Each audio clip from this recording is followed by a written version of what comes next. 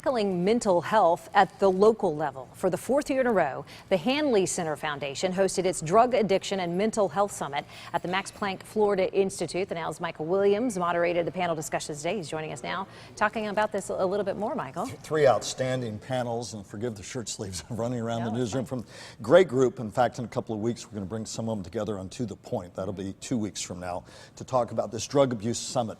There's such a tie-in, and the big takeaway you get from the panels is that we can't talk about substance abuse without the mental health component, because so often they're what they call co-occurring disorders. In plain English, as you look at some of the panels today, with some outstanding people from law enforcement, from the mental health community, from volunteer organizations like the Lord's Place, an audience of volunteers and people whose loved ones have mental health issues, forensic psychologists like Dr. Alexander there, Michael Gauger with the Palm Beach Sheriff's Office, Palm Beach County Sheriff's Office, one of the big sponsors there. But the big takeaways are we've got to talk about these as disorders that substance abuse and mental health issues so often go hand in hand, that we have to do a better job as a community to first identify what's going on before it gets to the criminal justice system, then to find ways to intervene properly, then to find ways when possible to divert people who are nonviolent away from the crowded jail system, away from the legal system, find them alternative options. Those were some of the major takeaways about what we needed to be doing better. And let me turn the eye on the media as well.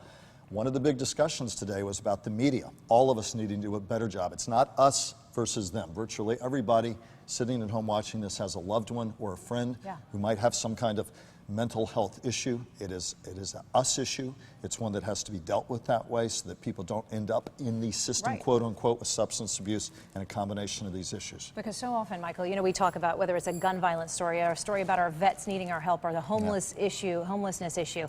At the end of the day, the discussions always boil down to where are we on mental health and why aren't we having this larger scale conversation? It's not just national, it needs to be local like this. And it needs to be local, and it needs to be beyond the heinous acts we see where we see these mass shootings where we so often say they had a mental health issue. While that may well be true, the preponderance of people with mental health issues are never violent and are more often the victims of crimes. Not to say that's not a piece of it, but if the perception frames the reality, a lot of people say that's their problem. No, mental health is a wider issue, and that's what this group's trying to do, to identify resources that, again, identify, intervene, and divert people who can get help with community-based treatment, places like the Lord's Place, Boys Town, and the like.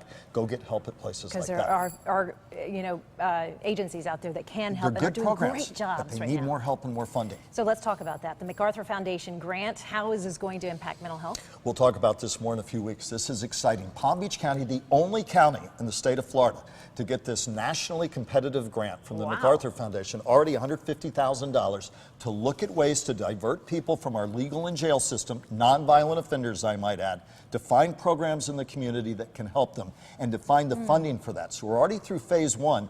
Early next year, they'll present an action plan for trying to divert people out of the system where it's possible and safe to do so.